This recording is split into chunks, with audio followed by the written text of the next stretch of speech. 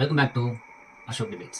அண்மையில் நீங்கள் எல்லாரும் ஒரு விஷயம் கேள்விப்பட்டிருப்பீங்க. அதாவது ஊடகவியலாளர் சவுக்கு சங்கர் அவர்கள் துப்புரவு பணியாளர்கள் தவறாக பேசிட்டாருன்னு சொல்லி துப்புரவு பணியாளர்கள் ஒரு வாகனத்தில் கழிவுநீரை ஏற்றிட்டு வந்து அவர் வீடு மேலே தாக்குதல் செஞ்சு அவர் வீடு மேலே கழிவுநீரை நிரப்பி அவங்க அம்மாவையும் மிரட்டிட்டு போராட்டமும் பண்ணிட்டு போயிருக்கிறதா செய்தி வந்தது. ஸோ இது என்ன மாதிரியான பிரச்சனை, எந்த விஷயத்துக்காக துப்புரவு பணியாளர்கள் இந்த ரிவெஞ்ச் எடுத்தாங்க, அவர் எந்த ஸ்கேமை எக்ஸ்போஸ் பண்ணியிருந்தாரு, அது தொடர்புடைய திட்டம் என்ன, இதில் நம்மளோட ஒப்பீனியன் என்ன அப்படிங்கிறதெல்லாம் இந்த டீட்டெயிலாக பேசலாம். நான் உங்கள் அசோக், இது அசோக் டிபேட். என்ன பொழப்பு மனுஷன் இன்னைக்கு இருப்பான் நாளைக்கு இருப்பான் நாளை கழிச்சு ஊருக்கு போடாம இருக்கேன். சோ எந்த திட்டத்துல இந்த ஸ்கேம் நடந்திருக்கு, முதல்ல இந்த SRMS ஸ்கீம் அப்படின்னா என்ன, அதுல இருக்க பெனிஃபிட்ஸ் என்ன, அது எந்த மாதிரி இம்ப்ளிமெண்ட் செய்யப்படுது அப்படிங்கறதெல்லாம் பார்க்கலாம். SRMS self employment scheme for rehabilitation of manual scavengers, அதாவது மனித கழிவுகளை இன்னும் மனிதனே அகற்றிக்கிட்டு இருக்கான் அப்படிங்கிற ஒரு கேவலமான விஷயம் நடந்துகிட்டே தான் இருக்கு. அந்த மாதிரி ஒரு துப்புரவு பணியை செய்யறவங்க தான் மேனுவல் ஸ்கேவெஞ்சர்ஸ். ஸோ அவங்களுக்கான ஒரு ரீஹாபிலேஷன் ஸ்கீம் தான் SRMS. ஸோ இதுல இருக்க பெனிஃபிட்ஸ் என்னென்ன அப்படின்னு பாத்தீங்கன்னா, ஒன் டைம் கேஷ் அசிஸ்டன்ஸா ஒரு 40,000, 15 லட்சம் வரைக்கும் கடன் உதவியும், 3.2 லட்சம் வரைக்கும் அதுல மானியமாகும். அதுக்கப்புறமா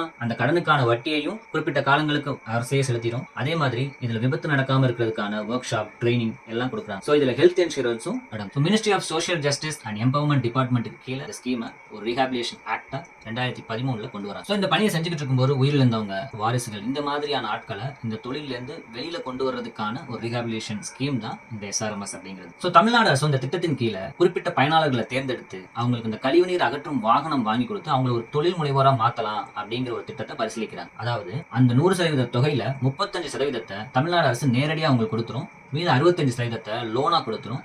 அந்த லோனுக்கான வட்டி 6% இருக்குல்ல, அதை மத்திய அரசு கொடுத்துரும். ஸோ இந்த மத்திய அரசும் மாநில அரசும் சேர்ந்து அவங்கள ஒரு தொழில் முனைவரா மாற்றுறதுக்கான முயற்சி தான் இந்த SRMS ஸ்கீம். இதுல தான் மிகப்பெரிய ஊழல் நடந்திருக்கிறதா சவுக்கு சங்கர் அவர்கள் டிசம்பர் 9, 2024 பேசின வீடியோல எக்ஸ்போஸ் பண்ணியிருக்காரு. அவர் யாரு நேரடியாக குற்றம் சாட்டுறாரு அப்படின்னா, தமிழ்நாடு காங்கிரஸ் தலைவர் இருக்காருல செல்வ பெருந்தகை, அவர் மேடம். ஸோ என்ன மாதிரியான ஊழல் அப்படின்னு பாத்தீங்கன்னா, இந்த 200 பயனாளர்கள் தேர்ந்தெடுக்கிறாங்கல்ல, அந்த பயனாளர்களை நேரடியாக தமிழ்நாடு அரசு தேர்ந்தெடுக்கல, அதுக்கு அவுட் சோர்சிங்க்கு கொடுத்து Dalit Indian Chamber of Commerce and Industry DICCI அப்படிங்கிற அந்த அமைப்பு மூலமா தான் இந்த பயனாளர்களை அவங்க தேர்ந்தெடுத்திருக்காங்க. இந்த அமைப்பு என்ன மாதிரி அமைப்புனா, இந்தியா முழுக்க தலித் மக்களோட தொழில் முனைவர்கள் இருப்பாங்கல்ல, அவங்கள சப்போர்ட் பண்றதுக்கான ஒரு இயக்கமா தான் இவங்க தங்களை அடையாளப்படுத்திக்கிறாங்க. இவங்க மூலமா தான் இந்த 200+ பயனாளர்களை தேர்ந்தெடுத்து தமிழ்நாடு அரசு ஸ்கீமை கொண்டு போய் சேர்க்கிறாங்க. இந்த கழிவுநீர் வாகனத்தை வச்சு அவங்க என்ன பண்ணுவாங்க அப்படின்னு கேட்டீங்கன்னா, சென்னை கார்பரேஷனுக்கு இதை ரெண்டுக்கு விட்டு அவங்க ஒரு தொகையை லாபமா பார்க்கலாம். ஸோ இதை நேரடியாக அவங்க பண்ணா அவங்க கணக்குக்கு நல்ல ஒரு லாபம் வந்து சேரும். ஸோ இதுக்கிடையில அந்த ஜென் கிரீன் அப்படிங்கிற அமைப்பு உள்ள வந்து இந்த வண்டிகளை மொத்த குத்தகைக்கு எடுத்து அவங்க ரெண்டுக்கு விட்டு சம்பாதிக்கிறாங்க. இதன் மூலமா ஒரு தொகையை அந்த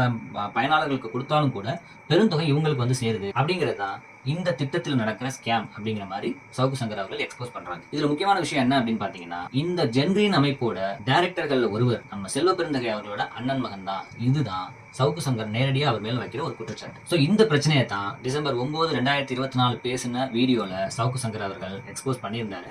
ஆனா அவருக்கேற்ற அந்த உடல் மொழியில துப்புரவு பணியாளர்களையும் அவங்க அந்த பணத்தை வாங்கிட்டு குடிச்சிட்டு இருப்பாங்க சில விஷயங்களை பேசியிருக்காரு. ஸோ அதன் விளைவா தான் 3 மாசம் கழிச்சு இந்த துப்புரவு பணியாளர்கள் இந்த ரிவெஞ்ச் எடுத்திருக்காங்க அப்படிங்கிறது தான் இன்னைக்கு நமக்கு வந்திருக்க செய்தி. இந்த மாதிரியான சம்பவங்களை நம்ம நிறைய இடத்துல பார்த்துருப்போம். அதாவது ஒருத்தருக்கு ஒருத்தர் சண்டை, இல்லை ஒருத்தர் அரசியலையே ஒருத்தரை பத்தி தப்பா பேசிட்டாங்க அப்படிங்கிற பட்சத்தில் அவங்க வீடு சூறையாடப்படும். ஆனா அந்த சம்பவத்துல நீங்க பார்த்துருந்தீங்கன்னா அவங்களோட அடையாளத்தை அவங்க வெளிக்கொணரவே மாட்டாங்க. அதாவது கட்சி கட்டிப்பாங்க, முகமுடி போட்டுப்பாங்க, சம்திங் மாஸ்க் போட்டுப்பாங்க, ஏதாவது நடந்துட்டு இருக்கும். ஆனா இந்த சம்பவத்தை நடத்தும் போது அவங்களே அவங்கள வீடியோ எடுத்துக்கிறாங்க.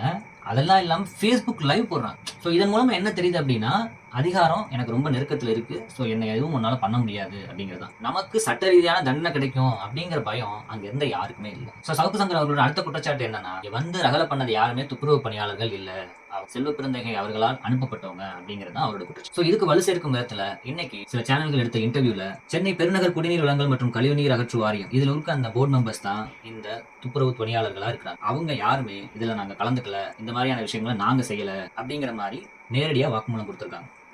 அப்படிங்கிறது இது யார் செய்தார்களோ இந்த போர்டு நடவடிக்கை எடுக்கணும்.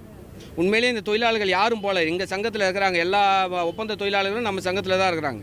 வந்து யார் அப்படிங்கிறத கண்டுபிடிச்சு சரியான தண்டனை அவங்களுக்கு கொடுக்கப்படலைங்கிற பட்ச அரசுக்கு தான் இது கெட்ட பேரா போய் முடியும். சவுக்கு சங்கர் அவர்கள் தவறான கருத்தை சொல்லிட்டாரு, இல்ல எங்களை பத்தி தவறா பேசிட்டாரு அப்படிங்கிற பட்சத்துல ஆட்டோமேட்டிக்கா அவங்க சட்ட ரீதியான நடவடிக்கைகளை எடுக்கலாம். ஏன் இப்ப கூட அவர் போலீஸை பத்தி ஒரு தவறா சொல்லிட்டாரு, அவர் மேல கேஸ் போட்டு அவர் உள்ளதான் தூக்கி போட்டார். என்ன பேசினாரோ அதுக்கான தண்டனையை அவர் ப்ராப்பரா அனுபவிச்சு தான் ஆகணும். ஆனா இந்த விஷயத்துல அவருக்கு நடந்தது எல்லாமே அநீதி தான். அதாவது அரசை பத்தி பேசினாலும் இல்ல அரசுக்கு நெருக்கமானவங்களை பத்தி பேசினாலும் கைது நடவடிக்கையா இருந்தா கூட பரவாயில்ல. இந்த மாதிரி தனியா ஒரு லேடி வீட்டுல இருக்கும்போது மிரட்டுறது, அவங்க வீட்டை அடிச்சு உடைக்கிறது, அவங்க வீட்டுக்குள்ள கழிவு நீரை ஊத்தி விடுறது, இந்த மாதிரியான விஷயங்களை பண்ணும்போது கருத்துரிமை நெரிக்கப்படுகிறது.